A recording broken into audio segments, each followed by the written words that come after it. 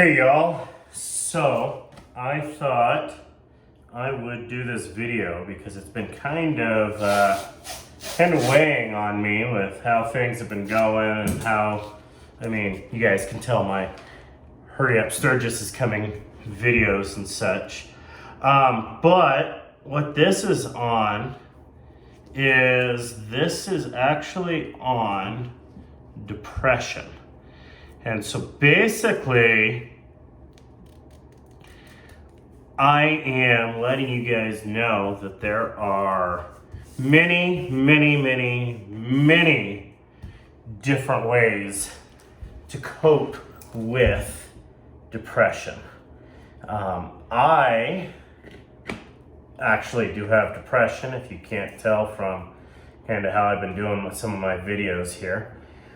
But I have a way that I kind of cope with it so that it's not necessarily as bad as it could be. Or basically, I have a couple of ways that I pull myself out of depression to try to get myself to either be happy or be functional or be out there and able to work or do things again. So basically, one of the things I do, and that usually, I guess would be a way to put it, usually I have some good success with, is I usually get kind of a nagging, argumentative feeling. And so what happens is I'll get this voice in my head that likes to continually tell me that I shouldn't be here. That I know a ton of better people than me. I know a lot of better, or I know a lot of things that I've done that has harmed or hurt people, or I shouldn't want to go out and about and be with that crowd or be with those people because they already know that something is up. They know that I'm not this goody two-shoes. So therefore, I don't even want to try, or I don't even want to get out there, or I should just curl up in the corner and cry. And so I will get this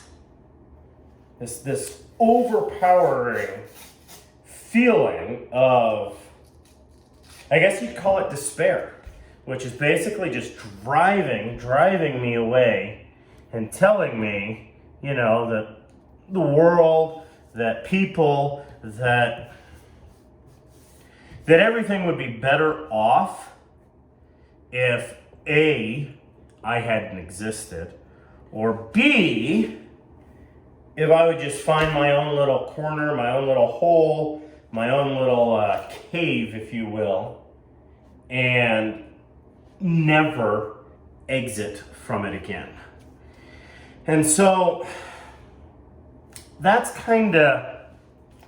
more or less what my depression is this voice or this feeling in me of worthlessness, or basically not being able to cope with being judged by people before I'm actually being judged by people. Now, what I do is, like I said, there's a couple of different ways to do this.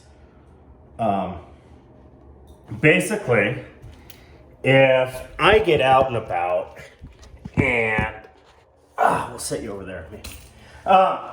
If I can get out and about and actually force myself to be with other people or be with family and friends and things like that before I hit that stage, then that's usually, again, not always, but that's usually the best. That's usually the way that I can deal with it quicker and better, is if I start noticing that I'm starting to lose it, or I'm starting to get sad and depressed and not have the same smile that I try to force on my face all the time, then that's what I do, is I figure out, I must be spending too much time alone. I'm spending too much time locked in my own little cave, locked in my own little world, doing this handyman stuff where there is no one around. And so, basically, I have to remind myself then and spend that extra time with those people, or I have to make this phone call and talk to this person for a little bit, not necessarily telling them, hey, I'm calling you because I feel like crap today, because you don't ever want to really let people know, or at least I don't usually like to let people know that I feel like crap, or that I feel icky, or feel judgmental, or feel, basically I usually, in my mind, I don't want to let people know, because that's what I'm worried about them judging me about anyway. Which is why I can tell you guys here, because no one really ever knows me here. But basically, it's set up that I then have to call, or I have to talk to someone, or I have to say, or I have to sit there and go, hey, my wife loves me, my daughter loves me, my family loves me, they would do things for me, they would help me out. I've got a dog at home that would run around and play with me if I needed. I've got a cat that I could wrestle with. And so, basically you start either calling and talking to people, or listing off the people that love you, the people that don't judge you, the people that tell you you're awesome. Not necessarily all the time, but the majority of the time. The people that you feel like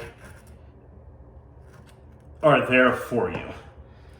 And that's what you start naming off, because then you start to feel, okay, maybe the whole world or whatever is not on my shoulders. Or maybe I can survive this test or this problem a little bit better. And so that's one of the ways I do that. But you can't always pull over and rely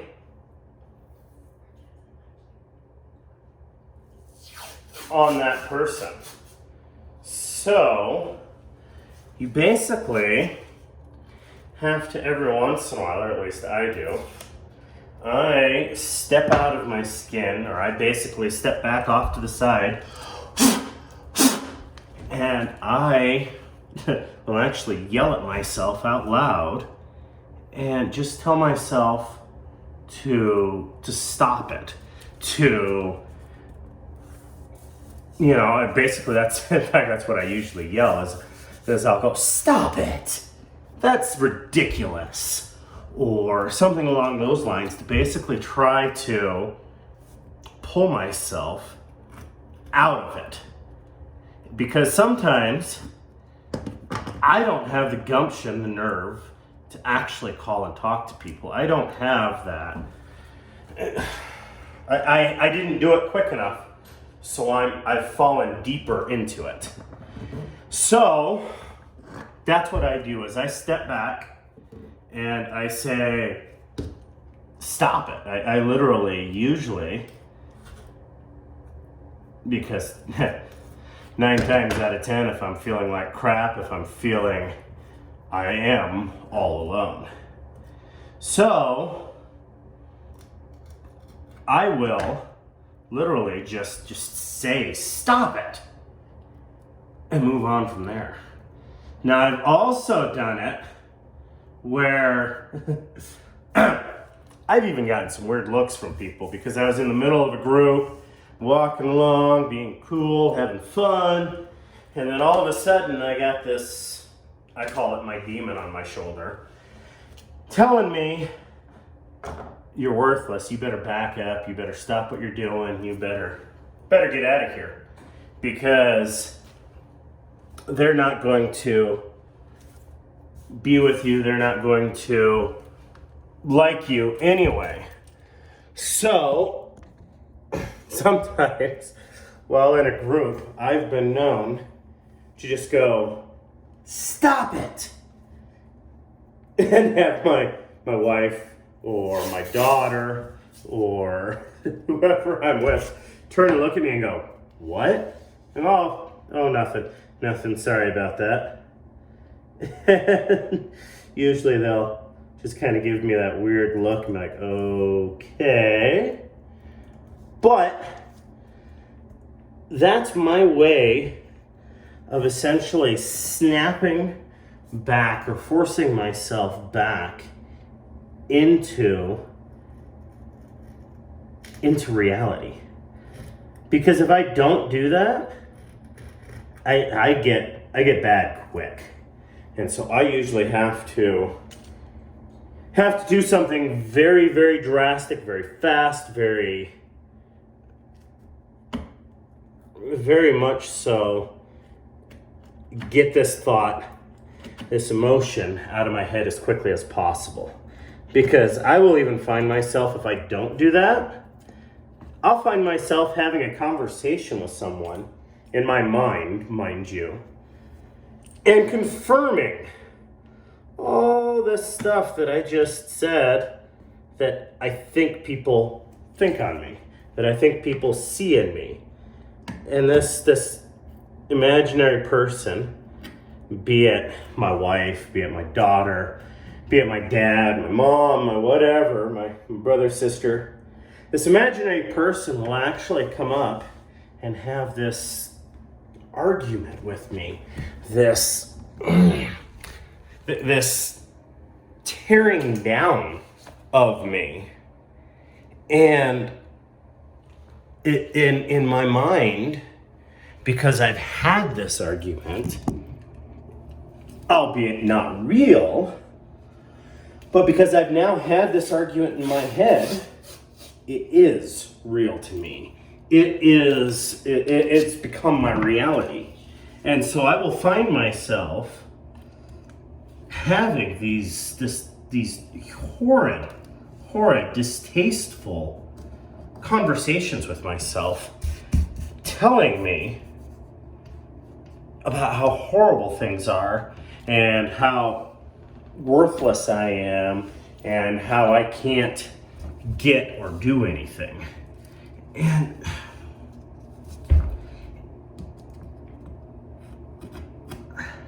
why I know they're in my head, because I don't at the time, is I later on will come back and I'll be like talking to Monica or talking to my wife, talking to my daughter, and I'll be like, so why did you say that? Or why did you feel that? Or how could you?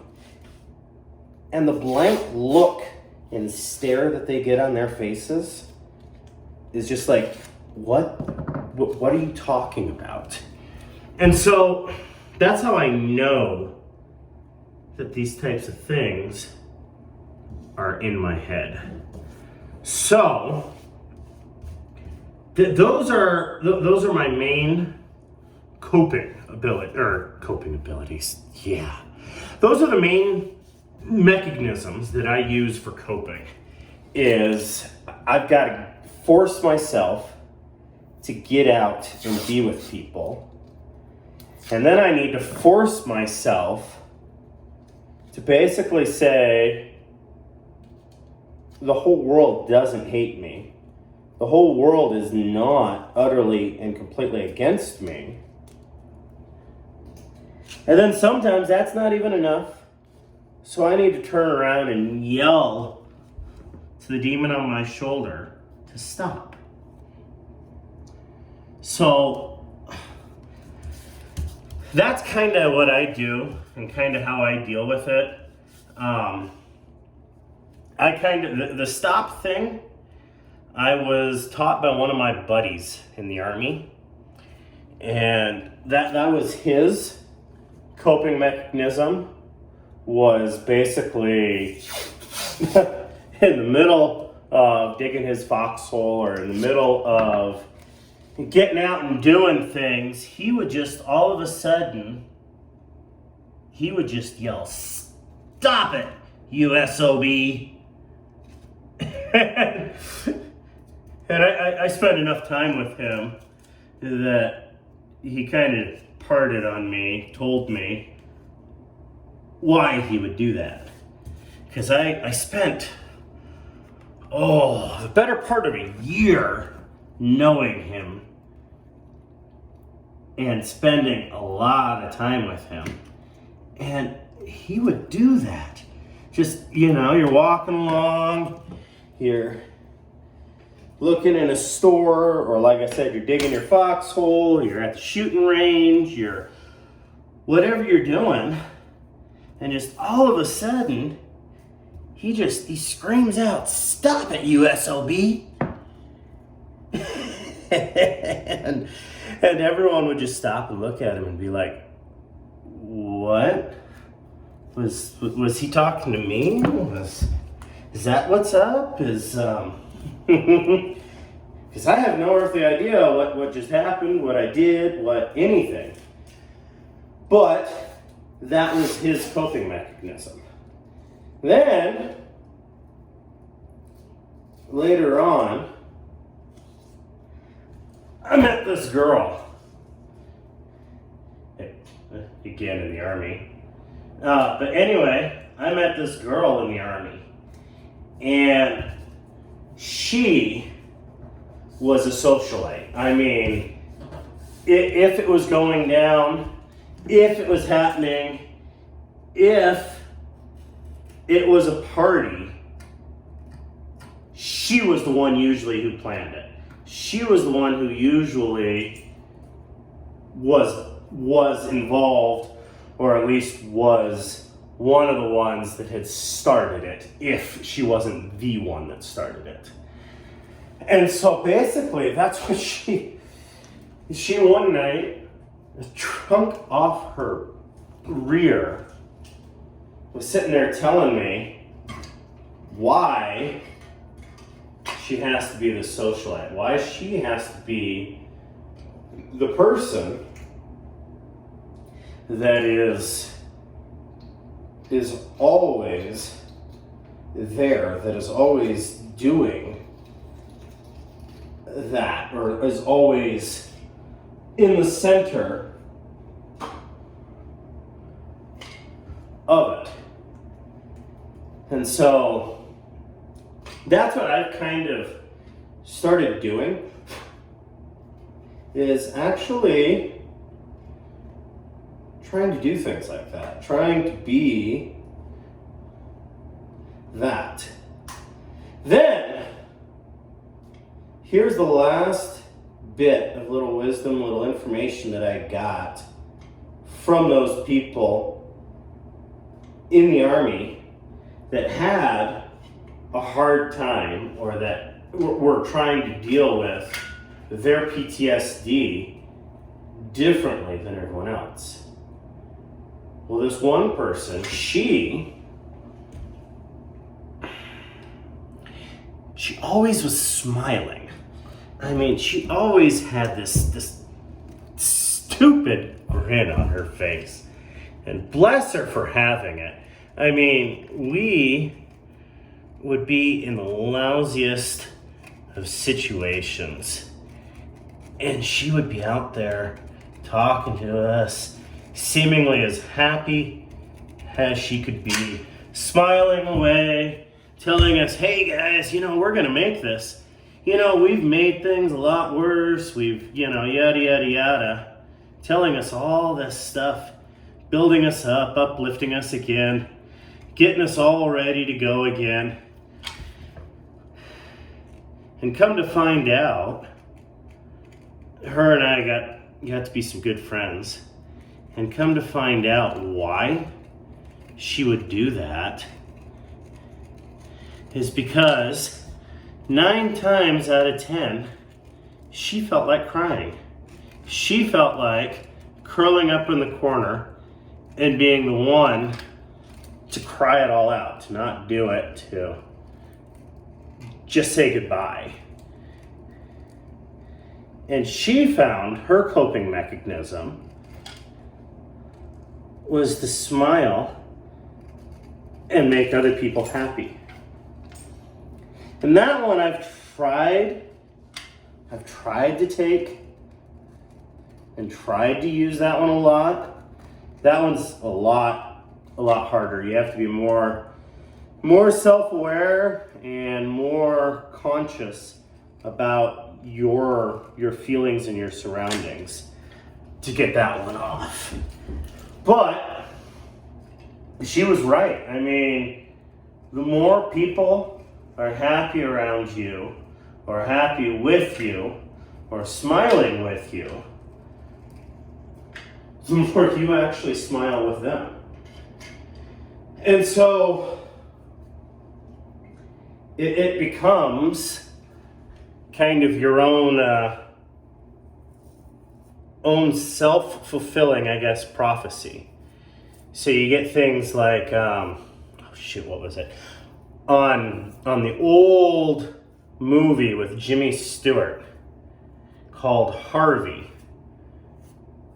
he says that there are 2 different types of people in this world. There are those that are oh so smart, and then there are those that are oh so pleasant. And he says he's tried them both, and he prefers the latter. And I've stopped and I've thought about that. And how often do you like being around the person that is depressed, the person that is sitting in the corner, the person that isn't happy, that you have to sit there and try to, come on, let's get up and do something. How often do you just, let's just not do it with them today. We'll just go get this job done, and we'll come back and talk to them later. Because that's the easier way to do it. So now you're out there pretending to be this happy person, pretending to be this happy-go-lucky person. And all of a sudden, you're now invited to all these different things that are going on around you. You're now invited to all these activities. You've got people calling you. You've got some people coming and asking you for help that you never dreamed would need help. And all this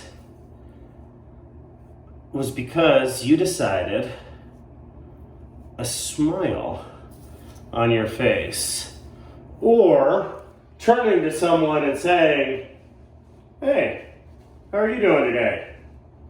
Or, give me a second, I got that door for you, I can hold it.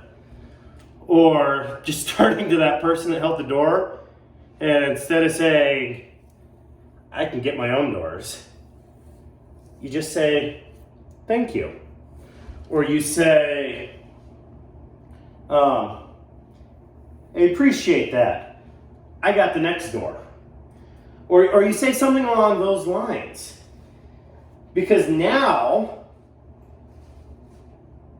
instead of being the dick that put the person down, the one that they're going to be all upset about, you now are the one that they're all talking about. The one that they're like, hey, we can go hang out with this person right now because we don't feel very good. And we'll feel better hanging out with them. And then it's kind of a fun self-fulfilling prophecy because you're pretending to be happy, but then you see all these people around you happy, and all of a sudden, you're not pretending as much anymore. You're not the one who is getting all hooked up here. The one who's sad, upset, or angry anymore. You're the one who's making those around you happy, and in turn, their happiness is contagious on you. And that one, even though that one's the hardest, that one seems to be the easiest to me once I get it going. Once I'm out there pushing it and going, I got all these aches and pains, I got all these fears and thoughts, and all these things going on about me, screaming at me that I'm not good enough. And I stop and I go, like I said, literally sometimes we'll yell, stop. Sometimes, though not usually, I can just do it in my head. But essentially, you're yelling, stop. You're getting that emotion to hiccup, is what I usually call it. You're getting that emotion, that little demon on your shoulder, to go, what the crap? And then you're going, and you're, yeah, see, I'm liked. I'm loved. I got this. I can do this. This is what I'm going to do because I'm in charge of my own life. Then all of a sudden, you're more so in charge of your life. All of a sudden, you're the one that, like I was saying, people are coming to me that need help that I hadn't have even thought that they would be the ones that would come to me for help. I mean, they're the ones that the chicken lays the golden eggs for. But yet, they're asking me, hey, what's your opinion? Can you do this? And it's just that much easier, just that much better, just that much for that little tiny bit, for that inch by inch. It's just that much better. So that's basically my two bits, what I do to cope with my depression. I mean, there are other things. There's a couple of other little things that I do every once in a while. And if you guys want, if you guys ask for it, or if you guys ask for more instances or more help, or maybe more things that I have done in the past, I can go ahead and kind of get more of those out there for you. But that being said, find someone who smiles. Find someone who is that happiness that you want to be. That is that strength that you want to be around. Then you make sure you're not the person that when they say something that you go, gee, Why the crap did you say that? You have to be the person that smiles back because it's in your head. Them saying something negative or them trying to be mean to you, it's in your head. It's not actually what they're trying to do. But unfortunately, a lot of us with depression, that's what we see. We see, oh, see what they said about me? Or see what they're thinking about me? I know that's what they're thinking. They came and they stole my pillows, and I now have to sit over here with their lousy pillows instead of the pillows I want.